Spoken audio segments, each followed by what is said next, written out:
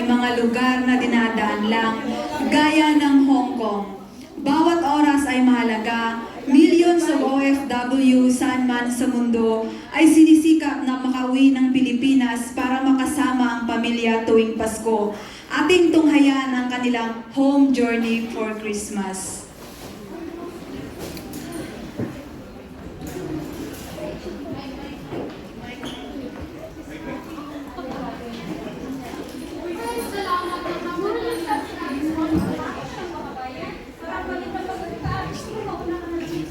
Salamat sa konsiderasyon, kabayan. Sinulit pa kasi ni Awang kung araw ng trabaho.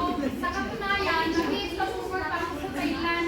Okay lang kahit pagod, ang importante makasama ko ang aking pamilya ngayong Pasko. Bonus ko, nakapasa ang mga kapatid ko sa board exam. I totally agree to that. There's no other song that we can do. There's no other place to celebrate Christmas.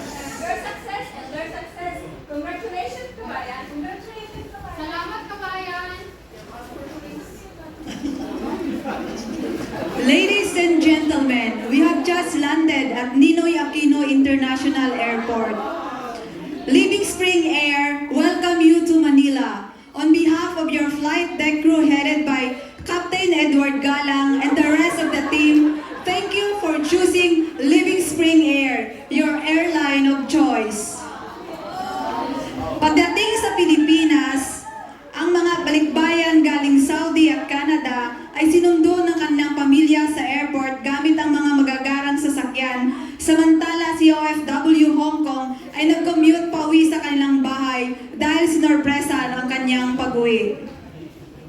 Thank you, Lord. Safe ako nakarating at nakasurvive ang aking strike bag. Hindi na ako nag-package para makatipid sa kilo. Sigurado ako matutuwa ang aking pamilya dahil marami akong pinamili sa ali-ali at siyam-syupo. Parang kailan lang sa aking sariling bahay. Tabing iyak ang ligid. Maraming butas ang dingding at nakikita ang langit pag hinangin ng malakas ang aming bubong. Ngayon, may sarili na kaming bahay.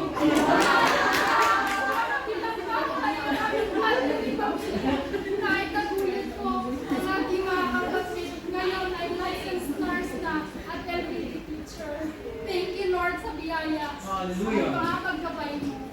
Tunay ngang walang tatalo sa Pasko sa Pinas. Ang kaligayahan ay walang kupas, basta ang pamilya ay magkakasama. Ibang-iba talaga ang Pasko sa Pinas.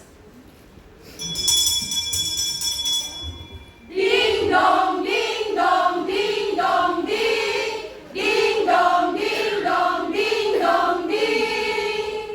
Kampana ng simbahan ay nangigising na. Ang wari nagsasabi na tayo'y magsimba. Magising at magbangon, tayo'y magsilakad. At masiglang tumuhin ang ating simbahan. Ang kampana ay tuluyan ang gigising upang tayo'y lahat ay manalangin ng bendisyon. Kapag nakanta na, tayo'y magkakaroon ng higit na parasal. Manukolinong, manukolinang, narito kami ngayon, humahalik sa iyong kamay. Salamat Ninong, salamat Nina, sa hinalo ko iyong ibinigay.